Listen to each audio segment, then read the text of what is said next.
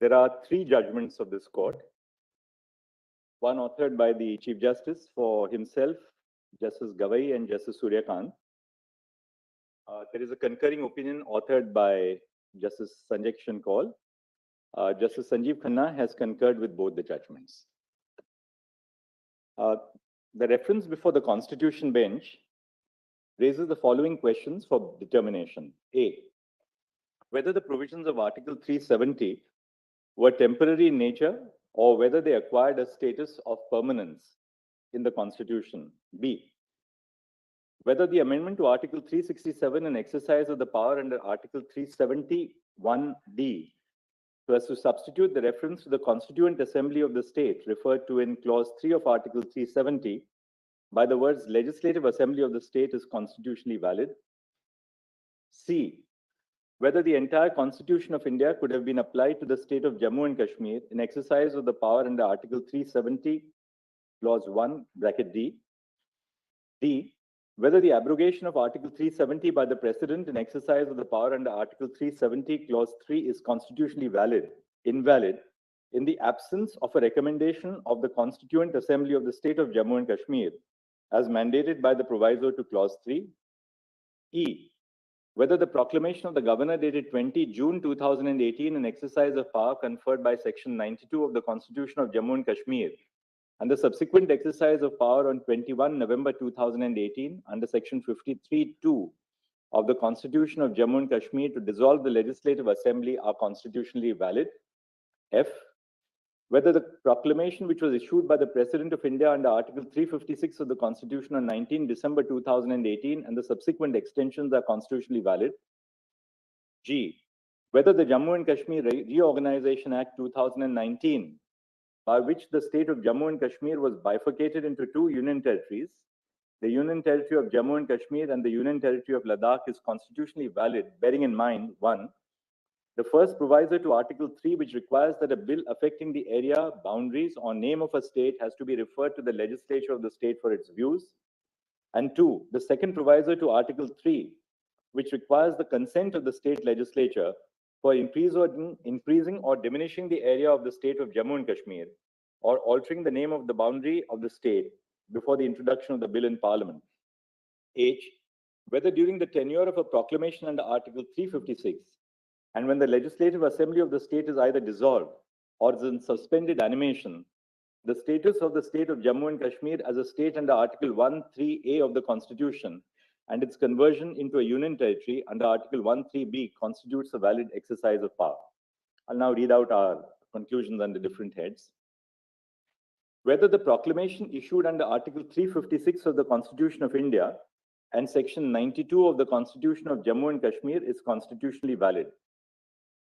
We have held that this court need not adjudicate on the validity of the proclamations because, 1, the pleadings of the petitioners in the writ petitions indicate that their principal challenge is to the abrogation of Article 370 and whether such an action could have been taken during Precedent's rule. And 2, even if this court holds that the proclamation could not have been issued under Article 356, there would be no material relief which can be given in view of the fact that Precedent's rule was revoked in the state of Jammu and Kashmir on 31st October 2019. Further, the petitioners have assailed the specific actions which were taken when the proclamation was in force on the ground that those actions breached the constitutional limitations on the exercise of power after a proclamation under Article 356 is issued. These substantive challenges, which form the fulcrum of the case of the petitioners, have been considered. Next issue, whether there are limitations on the exercise of power by the President or Parliament under Article 356. We have held that there are limitations on the power which can be exercised by the Union government in the state when a proclamation under Article 356 is in operation.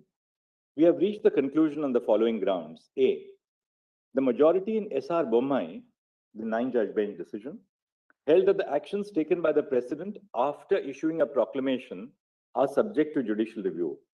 However, the learned judges adopted slight variations on the standard needed to be applied by the court to test the validity of the exercise of power by the President after the issuance of the proclamation. Justice Sawant applied the standard of whether the exercise of power was mala fide or palpably irrational. Justice Reddy observed that the advisability and necessity of the action must be borne in mind by the President. 2. This bench, sitting in a combination of 5 judges, is bound by the decision of the majority in S.R. Bommai on the issue. We also undertook a textual and purposive reading of Article 356 in particular and Part 18 as a whole. We hold that there are limitations on the power exercisable after a proclamation under Article 356 is issued. The following are our reasons.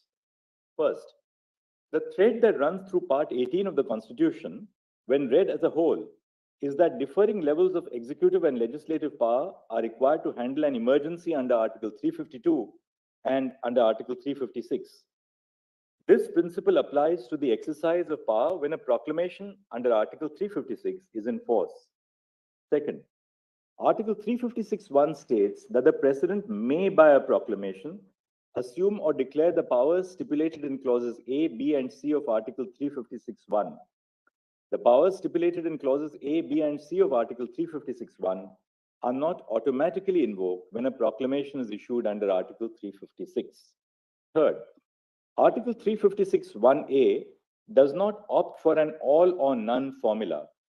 The phrase all or any does not indicate that the union government can exercise a part of the functions of the state government and the state government can exercise the remaining, because the suspension of the state government is an automatic consequence of the proclamation under Article 356.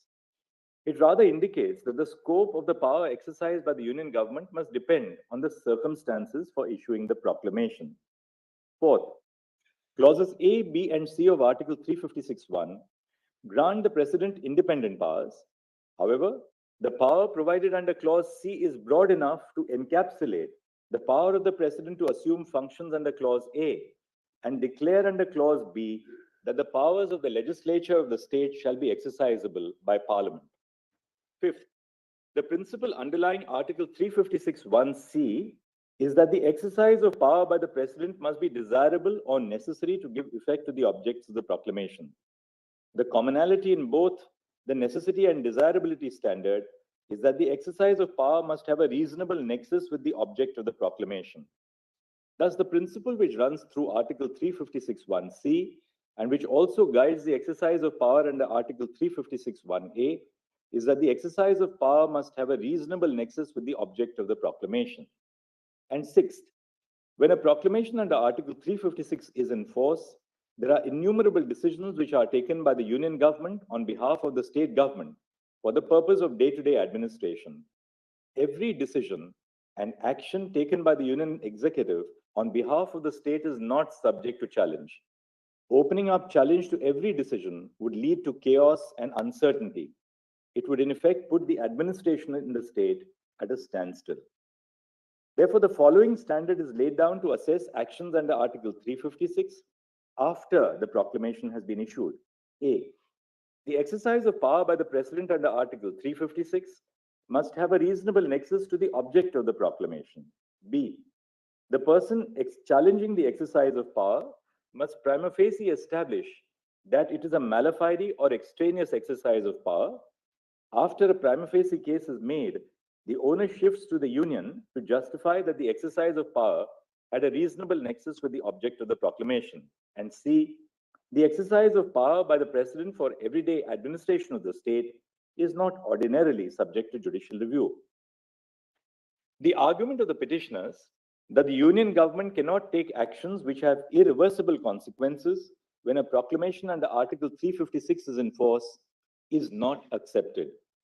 The power of the legislature of the state under Article 357 to repeal or alter or amend a law enacted by Parliament in exercise of the power of the legislature of the state must be read in the context of the amendment introduced by the Constitution, 42nd Amendment Act 1976. Before the amendment, the law to the extent of incompetency would automatically cease to exist after a buffer period and actions done were expressly saved. However, an express repeal by the competent legislature is required for the law to cease to exist after the amendment. The repealing statute would in such case make provisions for actions taken during the subsistence of the legislation. The observations in Krishna Kumar Singh on whether the consequence of an ordinance can subsist even after the ordinance ceases to exist cannot be transposed to interpret the limits of Article 356 because an ordinance which has the effect of a law by its very nature has a limited life. The argument of the petitioners that Parliament can only assume the lawmaking powers of the legislature of the state when the proclamation under Article 356 is issued is not accepted. The purpose of Article 357 is to ensure that while exercising the powers of the legislature of the state, pursuant to a declaration under Article 356(1), Parliament, or as the case may be, the President, are not impeded by an absence of competence which would have impeded the exercise of a similar power in the absence of a proclamation under Article 356. Further, Article 357 does not contain a non-obstante provision which overrides Article 356. To interpret Article 357(1) as a restriction on Article 356(1)(b would be to read in a restriction which the plain terms of the Constitution do not provide. As held above, the exercise of power after a proclamation under Article 356 is issued is subject to judicial review, and immunity from judicial scrutiny does not attach to the exercise of constitutional powers of the legislature of the state. The court, while judicially reviewing the exercise of power, can determine if the exercise of the constitutional power of the legislature of the state by Parliament has a reasonable nexus with the object sought to be achieved by the proclamation. The next issue is whether Jammu and Kashmir retained an element of sovereignty or internal sovereignty when it joined the Union of India. We have held that the state of Jammu and Kashmir did not retain an element of sovereignty when it joined the Union of India. We have arrived at this conclusion for the following reasons. First, paragraph 8 of the instrument of accession executed by Maharaja Hari Singh provided that nothing in the instrument would affect the continuance of the sovereignty of the Maharaja in and over the state.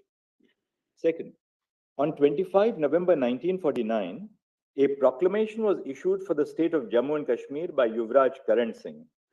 The declaration in this proclamation that the Constitution of India would not only supersede all other constitutional provisions in the state which were inconsistent with it, but also abrogate them, achieves what would have been attained by an agreement of merger. With the issuance of the proclamation, paragraph 8 of the instrument of accession ceased to be of legal consequence. The proclamation reflects the full and final surrender of sovereignty by Jammu and Kashmir through its sovereign ruler to India, to her people who are sovereign. Third, neither the constitutional setup nor any other factors indicate that the state of Jammu and Kashmir retained an element of sovereignty. The Constitution of Jammu and Kashmir was only to further define the relationship between the Union of India and the state of Jammu and Kashmir. The relationship was already defined by the instrument of accession, the proclamation by Yuvraj Karan Singh in November 1949, and more importantly, by the Constitution of India.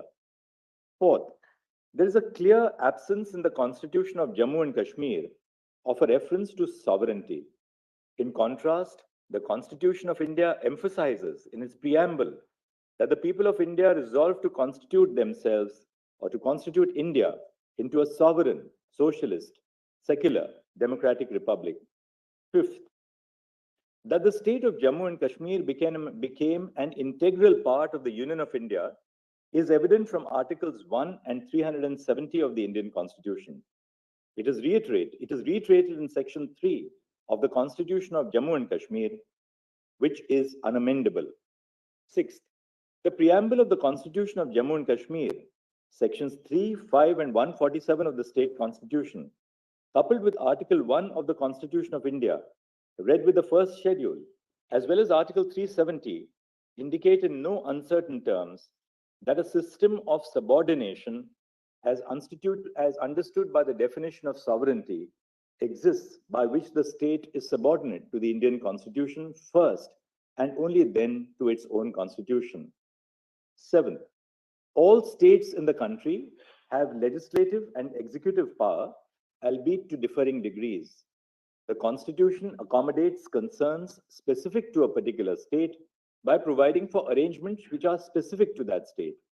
Articles 371A to 371J are examples of special arrangements for different states. This is a feature of asymmetric federalism, like Article 370, which became applicable to Jammu and Kashmir on the adoption of the Constitution. The state of Jammu and Kashmir does not have internal sovereignty which is distinguishable from the powers and privileges enjoyed by other states in the country. And eighth, the limited question before the Constitution bench in its decision in Premnath Call was whether the monarch held plenary legislative powers after the Constitution of India as it applied to Jammu and Kashmir was adopted in the state, but before the Constitution of Jammu and Kashmir was adopted. A decision is an authority for the proposition which it decides. The question whether the state of Jammu and Kashmir retained sovereignty upon integration with the Dominion of India did not arise in that case. The next issue which we have addressed is the challenge to Constitutional Order 273, CO 273. To answer this issue, we had to decide on two issues. One, whether Article 370 is a temporary provision, and two, the effect of the dissolution of the Constituent Assembly of Jammu and Kashmir on the scope of powers under Clause 3 of Article 370. We have held that Article 370 is a temporary provision on a reading of the historical context in which it was included. Article 370 was introduced to serve two purposes. First, the transitional purpose, to provide for an interim arrangement until the Constituent Assembly of the state was formed and could take a decision on the legislative competence of the Union on matters other than the ones stipulated in the instrument of accession and ratify the Constitution. And second, a temporary purpose, an interim arrangement in view of the special circumstances because of the war conditions in the state. C. We have held that a textual reading of Article 370 also indicates that it is a temporary provision. For this purpose, we have referred to the placement of the provision in Part 21 of the Constitution, which deals with temporary and transitional provisions, the marginal note to the provision, which states temporary provisions in respect to the state of Jammu and Kashmir, and a reading of Articles 370 and 1, by which the state became an integral part of India upon the adoption of the Constitution. D. On the second question of the effect of the dissolution of the Constituent Assembly of Jammu and Kashmir on the scope of powers under Clause 3 of Article 370, we have held that the power of the President of India under Article 370, Clause 3, to issue a notification declaring that Article 370 ceases to exist, subsists even after the dissolution of the Constituent Assembly of Jammu and Kashmir for the following reasons. First, the proviso to Article 373, that is Clause 3, encapsulates the process by which the Indian states could ratify the Constitution of India.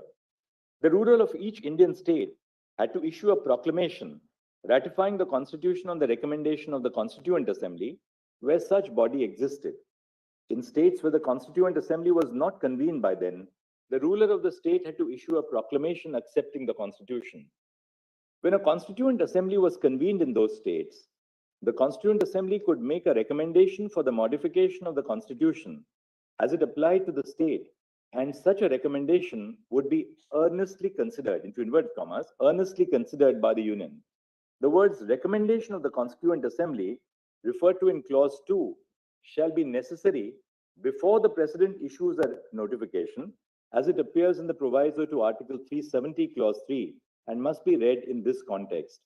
Thus, the recommendation of the Constituent Assembly to begin with was not binding on the President.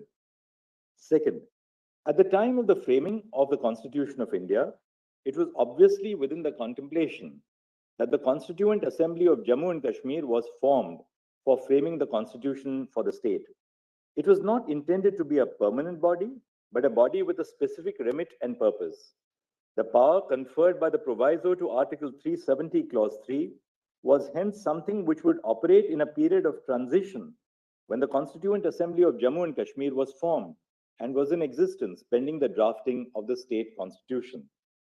Third, when the Constituent Assembly of Jammu and Kashmir ceased to exist, only one of the special circumstances for which the provision was introduced ceased.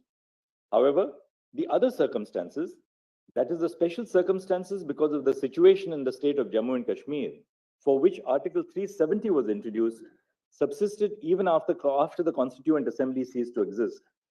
This is recognized by the judgment of the Constitution Bench in Sampath Prakash. Fourth, the effect of the President declaring under Clause 3 of Article 370 that Article 370 ceases to exist is that the provisions of the Constitution which apply to every state in the first schedule would equally apply to the state of Jammu and Kashmir. Articles 371D and 370(3) were introduced with the purpose of enhancing constitutional integration and not for the disintegration. So, the power under Article 371D and Article 370 Clause 3, even when exercised to its fullest extent, does not freeze the system of integration contemplated by Article 370, but is rather intended to enhance constitutional integration between the Union and the state of Jammu and Kashmir. Holding that the power under Article 370 Clause 3 cannot be exercised after the dissolution of the Constituent Assembly would lead to the freezing of the process of integration, contrary to the purpose of introducing the provision. And 5, if the contention of the petitioners on the interpretation of Article 370 vis-a-vis the dissolution of the Constituent Assembly is accepted, then Article 370 Clause 3 would become redundant and would lose its temporary character. The President, while deciding if the power under Article 370 Clause 3 must be exercised, determines if the special circumstances which warranted a special solution in the form of Article 370 have ceased to exist. This is a policy decision which completely falls within the realm of the executive. The court cannot sit and appeal over the decision of the President of India on whether the special circumstances which led to the arrangement under Article 370 have ceased to exist. However, the decision is not beyond the scope of judicial review. It is settled law that the exercise of executive power can be challenged on the ground of malefides. The slew of constitutional orders issued by the President under Article 371D, applying various provisions of the Constitution and applying provisions with modification, indicate that over the course of the last 70 years, the Union and the state have, through a collaborative exercise, constitutionally integrated the state of Jammu and Kashmir with the Union. This is not a case where only Articles 1 and Article 370 of the Constitution were applied to the state of Jammu and Kashmir, and suddenly, after 70 years, the entire Constitution was being made applicable. The continuous exercise of power under Article 370, Clause 1 by the President indicates that the gradual process of constitutional integration was ongoing. The declaration issued by the President in exercise of the power under Clause 3 of Article 370 is a culmination of the process of integration. Thus, we do not find that the President's exercise of power under Clause 3 of Article 370 was mala fide. Having concluded that the power under Article 370 Clause 3 subsisted even after the dissolution of the Constituent Assembly, we have held that the exercise of power by the President to issue CO 273 is a valid exercise of constitutional power. The next issue is the challenge to CO 272 on the ground that the power under Article 371D cannot be issued to apply all the provisions of the Constitution to the state of Jammu and Kashmir. We have held that all provisions of the Constitution can be applied to Jammu and Kashmir through the exercise of power under Article 371D. The power under Article 371D can be used to apply one provision, more than one provision, an entire part of the Constitution, or all the provisions of the Constitution, that is the entire Constitution. The provision does not make a distinction between one or all provisions of the Constitution. Non-application of mind cannot be claimed merely because CO 272 applies all provisions of the Constitution to Jammu and Kashmir in one go. The next issue is the challenge to CO 272 on the ground that the President could not have secured the concurrence of the Union government under the second proviso to Article 371D. We hold that the President seeking the concurrence of the Union government instead of the government of the state to issue CO 272 is not invalid because, first, the effect of applying all the provisions of the Constitution to the state of Jammu and Kashmir through the exercise of power under Article 370(1)(d) is the same as an exercise of power under Article 370, Clause 3, notifying that Article 370 shall cease to exist. That is, all provisions of the Constitution of India will apply to the state of Jammu and Kashmir, except for the fact that the former can be reversed while the latter, namely under Clause 3, cannot. Second, consultation and collaboration between both the units will only be necessary where the application of the provisions of the Indian Constitution to the state would require amendments to the state constitution, because the purpose of the requirements of consultation and collaboration is for the smooth functioning of governance in the state and to ensure that the provisions of the Constitution of Jammu and Kashmir are not inconsistent with the provisions of the Constitution of India. Third, since the effect of applying all the provisions of the Constitution of Jammu and Kashmir, to Jammu and Kashmir through the exercise of the power under Article 371(d) is the same as issuing a notification under Article 370, Clause 3, which the President has the power to unilaterally issue, the principle of consultation and collaboration are not required to be followed. Fourth, the exercise of power is mala fide only if power was exercised with an intent to deceive. Deception can only be proved if the power which is otherwise unavailable to the authority or body is exercised, or if the power that is available is improperly exercised. Since the concurrence of the state government was not required for the exercise of power under Article 370(1)(d) to apply all provisions of the Constitution to the state, the President securing the concurrence of the Union of India on behalf of the state government is not mala fide. The next issue is the challenge to CO 272 on the ground that it is ultra vires Article 370(1)(d) because it modifies Article 370. We have held that the modification by CO 272 to Article 367 as it applies to Jammu and Kashmir had the effect of amending Article 370 and is thus ultra vires Article 370(1)(d). We have reached this conclusion for the following reasons. First, recourse must be had to the procedure contemplated by Article 370, Clause 3, if Article 370 is to cease to operate or is to be amended or modified in its application to the state of Jammu and Kashmir. No other procedure may be utilized to amend Article 370.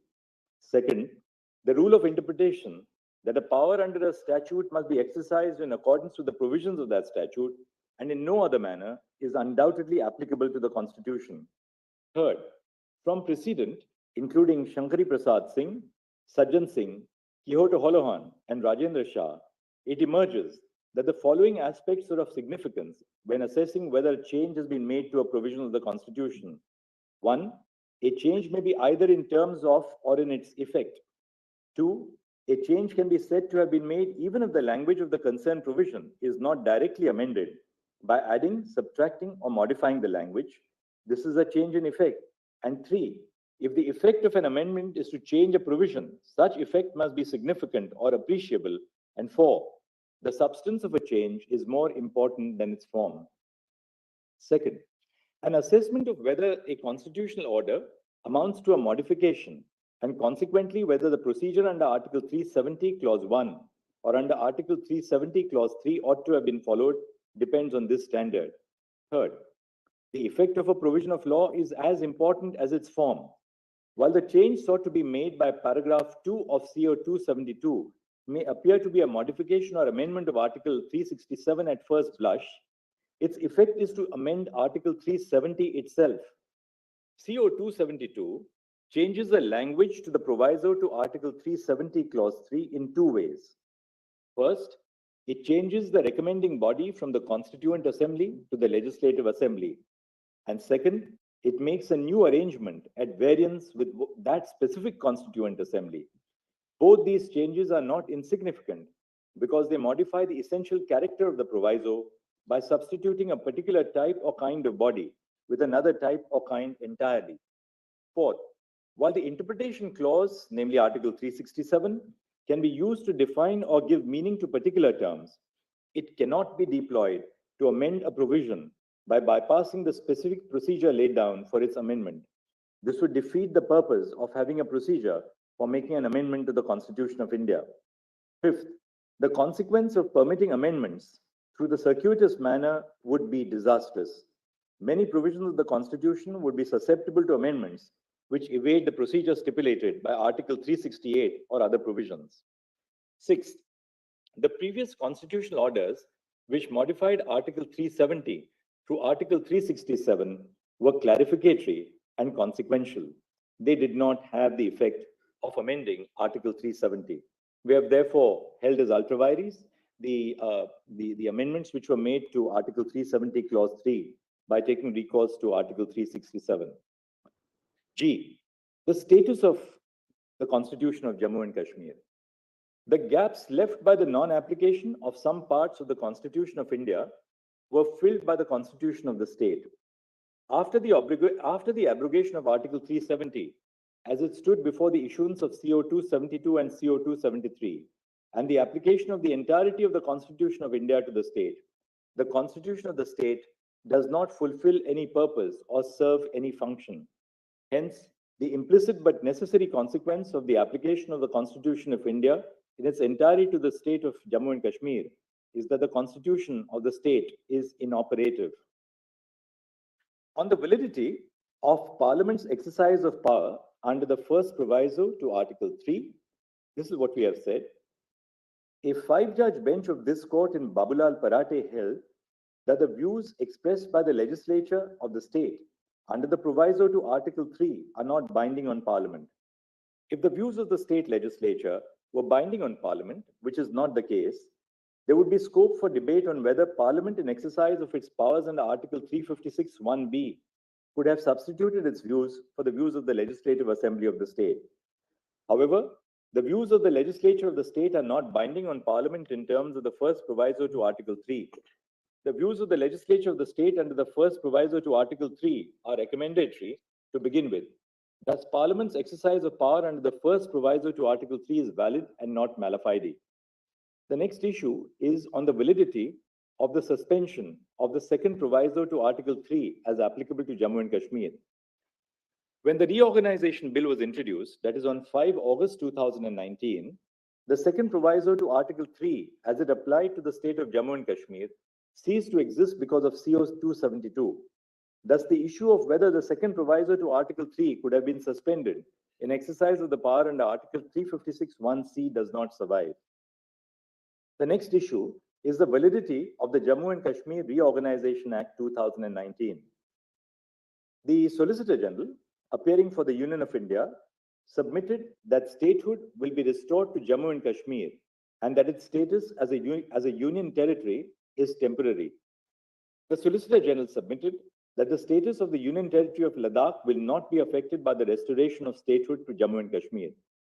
In view of the submission made by the Solicitor General that statehood would be restored of Jammu and Kashmir, we do not find it necessary to determine whether the reorganization of the state of Jammu and Kashmir into two union territories of Ladakh and Jammu and Kashmir is permissible under Article 3. The status of Ladakh as a union territory is upheld because Article 3A, read with explanation 1, permits forming a union territory by separation of a territory from any state. This court is alive to the security concerns in the territory. Direct elections to the legislative assemblies, which is one of the paramount features of representative democracy in India, cannot be put on hold until statehood is restored. We direct that steps shall be taken by the Election Commission of India to conduct elections to the Legislative Assembly of Jammu and Kashmir, constituted under Section 14 of the Reorganization Act by 30 September 2024. Restoration of statehood shall take place at the earliest and as soon as possible. The question of whether Parliament can extinguish the character of statehood by converting a state into one or more union territories in exercise of power under Article 3 is left open. In an appropriate case, this court must construe the scope of powers under Article 3 in light of the necessary effect of converting a state into union territories, which is that autonomy would be diminished, the historical context for the creation of federating units, and its impact on the principles of federalism and representative democracy. In view of the above discussion, the following are the conclusions. A. The state of Jammu and Kashmir does not retain any element of sovereignty after the execution of the instrument of accession and the issuance of the proclamation dated 25 November 1949, by which the Constitution of India was adopted. The state of Jammu and Kashmir does not have internal sovereignty, which is distinguishable from the powers and privileges enjoyed by other states in the country. Article 370 was a feature of asymmetric federalism and not sovereignty. B. The petitioners did not challenge the issuance of the proclamations under Section 92 of the Jammu and Kashmir Constitution and Article 356 of the Indian Constitution until the special status of Jammu and Kashmir was abrogated. The challenge to the proclamations does not merit adjudication because the principal challenge is to the actions which were taken after the proclamation was issued. C. The exercise of power by the President after the proclamation under Article 356 is issued is subject to judicial review. The exercise of power by the President must have a reasonable nexus with the object of the proclamation. The person challenging the exercise of power must prima facie establish that it is a mala fide or extraneous exercise of power. Once a prima facie case is made, the onus shifts to the Union to justify the exercise of such power. D. The power of Parliament under Article 356(1)(b) to exercise the powers of the legislature of the state cannot be restricted to lawmaking power, thereby excluding non-lawmaking power of the legislature of the state. Such an interpretation would amount to reading in a limitation into the provision contrary to the text of the article. E. It can be garnered from the historical context for the inclusion of Article 370 and the placement of Article 370 in Part 21 of the Constitution that it is a temporary provision. F. The power under Article 370, Clause 3 did not cease to exist upon the dissolution of the Constituent Assembly of Jammu and Kashmir. When the Constituent Assembly was dissolved, only the transitional power recognized in the provisor to Article 370, Clause 3, which empowered the Constituent Assembly to make its recommendations, ceased to exist. It did not affect the power held by the President under Article 370, Clause 3. G. Article 370 cannot be amended by exercise of power under Article 370(1)(d). Recourse must have been taken to the procedure contemplated by Article 370, Clause 3, if Article 370 is to cease to operate or is to be amended or modified in its application to the state of Jammu and Kashmir. Paragraph 2 of CO 272, by which Article 370 was amended through Article 367, is ultra vires Article 370, Clause 1, Clause D, because it modifies Article 370 in effect without following the procedure prescribed to modify Article 370. An interpretation clause cannot be used to bypass the procedure laid down for amendment. H. The exercise of power by the President under Article 370(1)(d) to issue CO 272 is not mala fide. The President, in exercise of power under Article 370, Clause 3, can unilaterally issue a notification that Article 370 ceases to exist. The President did not have to secure the concurrence of the government of the state or union government acting on behalf of the state government under the second provisor to Article 370(1)(d) while applying all the provisions of the Constitution to Jammu and Kashmir, because such an exercise of power has the same effect as an exercise of power under Clause 3 of Article 370, for which the concurrence or collaboration with the state government was not required. I. Paragraph 2 of CO 272 issued by the President in exercise of power under Article 370(1)(d), applying all the provisions of the Constitution of India to the state of Jammu and Kashmir is valid. Such an exercise of power is not mala fide merely because all the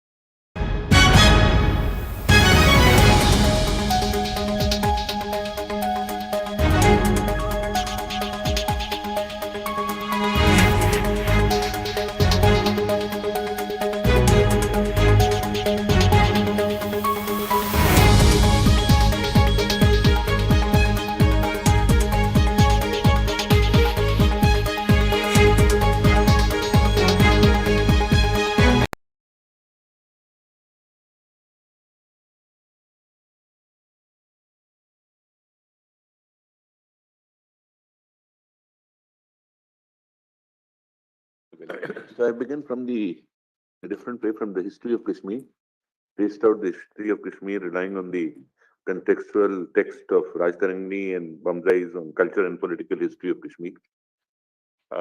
Thereafter, I proceeded to analyze the circumstances in which Jammu and Kashmir Constitution Act of 1939 came into being, and then considered the submissions under different heads. Read out my conclusion. More or less, the conclusions are same, except in one of the aspects of Premnath's Call's case, I have taken a slightly different route. That's all. So, the relationship between Union and State of Jammu and Kashmir, the concept of internal sovereignty after the IO. I am of the view that this question has been decided by the coordinate bench of this court in Premnath Call that the state did not lose all semblance of its internal sovereignty, which would include deciding upon the forms of government of the state upon signing of the IO. The distinguishing feature as compared to the other states was that a slightly different path was followed for the accession of state of Jammu and Kashmir by recognizing the Constituent Assembly to be formed for the state. The route of assimilation of state of Jammu and Kashmir was through Article 370. Then I've heard that I've taken note of the various factors such as Article 370's historical context in the text and subsequent practice to conclude that Article 370 was intended to be a temporary provision. As a corollary, there was a mechanism to bring the whole arrangement to an end. The effect of the power under Article 373, once exercised, would be that the article shall cease to be operative. In other words, the mechanism was meant to de-recognize the state's internal sovereignty. Thus, the exercise of power under Article 373 meant that for purposes of the Constitution of India, only the Constitution of India would apply to the Jammu and Kashmir and not any other constitution, that is the Constitution of Jammu and Kashmir. The purpose, then on Article 373, I've said, the purpose of the Constituent Assembly was to draft a constitution for the governance of the state. On the other hand, the purpose of Article 370, as noted above, was to slowly bring Jammu and Kashmir on par with the states in India. It can hardly be contended that the second and in some ways a larger purpose would be effected by the fulfillment of the first. The second purpose remained an ongoing exercise long after the State Constituent Assembly was dissolved. Thus, the conditionality in Article 373 of the requirement of a recommendation from Constituent Assembly cannot be read in the manner as to make the reference to the larger intention of the provision redundant. B. The next question is to determine what process is to be followed by the President to exercise the power under Article 373. The President can exercise this power under subclause 3 without a recommendation from the Jammu and Kashmir Constituent Assembly. When the Constituent Assembly ceased to exist, only the power of the Constituent Assembly to make the recommendation ceased to exist. That is, the proviso to Article 370 became odious. The main provision, which is the President's power to issue a declaration, continues to exist. C. Now coming to the impugned action, first the amendment of Article 373 through the route of Article 367 was invalid. When a methodology has been provided, that methodology would have to be followed and an amendment through the back door would be impossible. D. Concurrence with the government of the state was not necessary to apply all provision of the Constitution of India to the state. Although Article 371D requires concurrence with government of the state, in this case, the governor of the state had dissolved the Legislative Assembly of the state. There were no council of ministers, and the president had reduced to himself all functions of the government of the state under the 2018 proclamation as extended. Then on the exercise of power under Article 356 were permissible while issuing COs 272 and 273. Article 356 can be imposed once the Legislative Assembly has been dissolved, particularly since Section 92 of the Jammu and Kashmir Constitution limited the governor's role to 6 months without any scope to extend. This imposition was predicated on the failure of the constitutional machinery, which really took place prior to the government's roots. Then B, Article 356 permits the President to make irreversible changes. Both Savanji and Reddy J and S.R. Momai recognize that irreversible actions in this case, the de-operationalization of Article 370 is permitted if the proclamation had been approved by the Parliament prior to such irreversible action. C, the President reserves both legislative and non-legislative powers after the proclamation of emergency. Though Article 356 is continuance of Article 356, the former does not stipulate any bar or restriction on the Union Parliament or the President to exercise non-legislative power of the state legislature. Now, dealt with the challenge to Section 3 and 4 of the Jammu and Kashmir Reorganization Act. A. The challenge to Section 3 of the Jammu and Kashmir Reorganization Act on the touchstone of Article 3 is not required to be debated on account of the assurance on behalf of the Government of India that statehood of Jammu and Kashmir would be restored on elections being held. B. It is imperative to ascertain the views of the state legislature under the first proviso to Article 3 if the proposed bill affects the area, boundaries, or name of the state. However, in the instance case, since state of Jammu and Kashmir was under President's rule and the state legislature was already dissolved, the functions of the state legislature were performed by the Union Parliament. Hence, it was not possible to ascertain the views of the state legislature. It follows that Section 3 of the Reorganization Act is valid. I have penned down an epilogue at the end of the judgment. Maybe some sentiments involved. The Valley of Kashmir carries a historical burden. It has a social context. Thus, in involving constitutional status of the region, it is difficult to segregate the aforesaid. We, the people of Jammu and Kashmir, are at the heart of the debate. They have carried the burden of victims of conflict for several decades, originating from 1947 with the invasion of the Valley. Intervening political circumstances did not permit a redressal to the fullest extent of the invasion. The consequences remained in terms of parts of Kashmir being occupied by other countries. The second round of insurgency holds its origin to the latter part of 1980s. There were troubled situation at the ground level, which was apparently not redressed. It culminated in the migration of one part of the population of the state in 1989-90. It is something that our country has had to live with, and without any redressal for the people who had to leave their homes and hearth. It was not a voluntary migration. The situation became so aggravated that the very integrity and sovereignty of our country was endangered, and the army had to be called in. Armies are meant to fight battles with enemies of the state and not really to control the law and order situation within the state. But then these were peculiar times. The entry of the army created its own ground realities in their endeavor to preserve the integrity of the state and the nation against foreign incursions. The men, women, and children of the state have paid a heavy price. During my travels home over the years, I have absorbed that the social fabric waning and the consequences of intergenerational trauma on the already fractured society. I cannot help but feel anguish for what the people of the region have experienced, and I am constrained to write this epilogue. In order to move forward, the wounds need healing.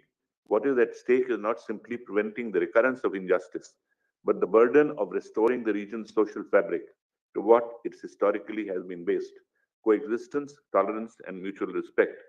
It is worth noting that even the partition of India in 1947 did not impair Jammu and Kashmir communal and social harmony. In this context, Mahatma Gandhi is famously quoted to have said that Kashmir was a ray of hope for humanity. The first step towards this is to achieve a collective understanding of the human rights violations perpetuated both by state and non-state actors against the people of this region. There have been numerous reports documenting these incidents over the years. Yet, what is lacking is a commonly accepted narrative of what has happened, or in other words, a collective telling of the truth. Internationally, the right of victims of human rights violation and the truth is an end itself.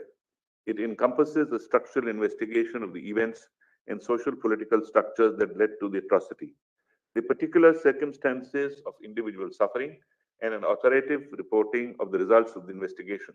Additionally, truth telling provides an opportunity for victims to narrate their stories, which facilitates an acknowledgement from those responsible for perpetuating the wrongs and from the society as a whole. This paves the way for reconciliation. While there are different ways of achieving these objectives, Truth and Reconciliation Commissions have been particularly effective globally. South Africa Truth and Reconciliation Commission was set up to investigate human rights violations perpetuated during the period of apartheid regime. It served as a mean of reckoning or a catharsis for victims and fostered peace building. Reflecting on its success, Albie Sachs J. noticed, as a result of the TRC, the private sorrow and grief of tens of thousands was publicly acknowledged to an embracing and personalized way. Another form of acknowledgement emerged from perpetrators themselves. They had to come forward openly in front of the television cameras, owning up their crimes. Finally, there was acknowledgement by the whole country that these things have happened and can happen again, that we needed to fit all these facts together in some kind of significant pattern which would enable us to understand their genesis and do what we could do to minimize any possibility of their reoccurrence. In the past, calls for setting up of Truth and Reconciliation Commissions have also been echoed by different sections of the Valley.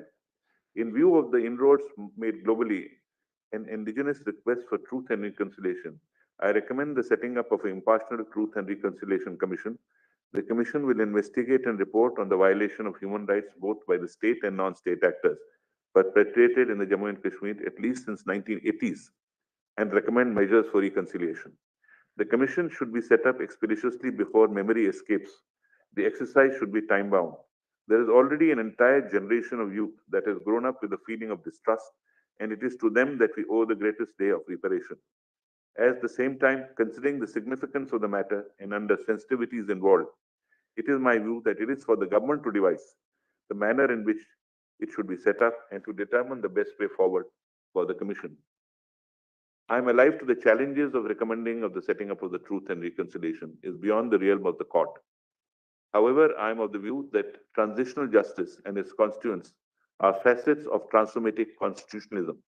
Globally, constitutionalism has evolved to encompass the responsibility of both state and non-state actors with respect to human rights violations. This includes the duty to take reasonable steps to carry out investigation of violation. It is this context that the proposed Truth and Reconciliation Commission accords with constitutionalism. Our constitution is no different and is designed to ensure that courts offer justice in situations where fundamental rights have been violated. In doing justice historically, our courts have been sensitive to the social demands of our polity and have offered flexible remedies. In Vishaka and others versus the state of Rajasthan, this court issued guidelines to address the workplace sexual harassment in the absence of an enacted law, which operated until the Parliament enacted the Sexual Harassment of Women Act. As a word of caution, the Commission, once constituted, should not turn into a criminal court and must instead follow a humanized and a personalized process, enabling people to share what they have been through uninhibitedly. It should be based on a dialogue, allowing for different viewpoints and inputs from all sides. In this context of South Africa's Truth and Reconciliation Commission, L.B. Sachs observed, "Judges do not cry. Archbishop Tutu cried. It was not a court of law in the sense of an austere institution making a highly formalized finding. It was an intensely human and personalized body there to hear in an appropriately dignified setting up what people had been through. There were comforters sitting next to the witnesses. In a court of law, no one is there to help the witness, to pat the shoulder or provide water or tissues when the person weeps.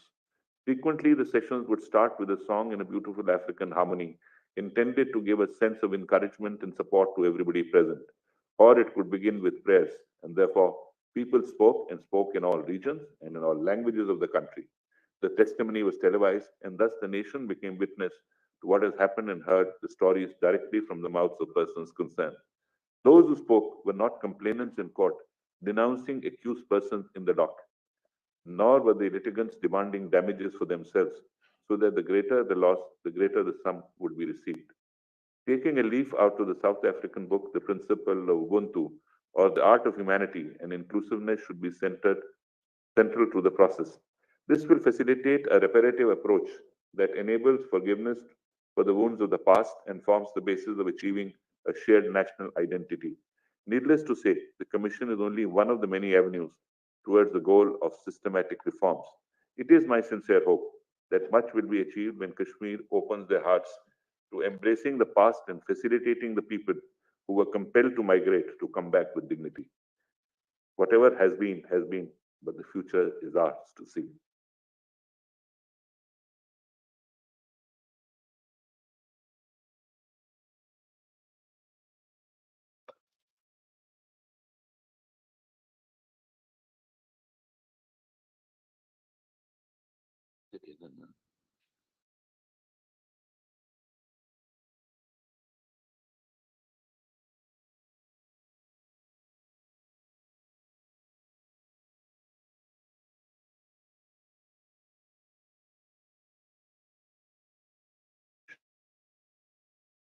A judgment is a decision which gives reasons to arrive at and reach a conclusion. By that stretch, my order is not a judgment. We have only two judgments. Both judgments are in seriatim and sit and uniformly agree that Article 370 of the Constitution of India was a feature of asymmetric federalism and not sovereignty. Article 370 was enacted as a temporary provision and did not have a permanent character. The abrogation of Article 370 does not negate the federal structure, as citizens living in Jammu and Kashmir do and will enjoy the same status and rights as given to citizens residing in other parts of the country. Paragraph 2 of CO 272, by which Article 370 was amended by taking recourse to Article 367, is ultra-virus and bad in law, albeit it can be sustained in view of corresponding power under Article 371D. More importantly, Article 370 has been made inoperative in terms of Clause 3 to Article 370. Lastly, CO 373 is valid. I have agreed with what Justice Chandrachud has said, Chief Justice has said with regard to Article 356 of the Constitution of India. I have also made reference to Rameshwar Prasad and others versus Union of India and others, with which I respectfully agree. I also agree with the conclusions recorded by Dr. G.Y. Chandrachud, taking record of the statement made on behalf of the Union of India for restoration of the statehood of Union Territory of Jammu and Kashmir while upholding creation of Union Territory of Ladakh. Then I have agreed with Justice Kaul with regard to interpretation on Article 370, Clause 3.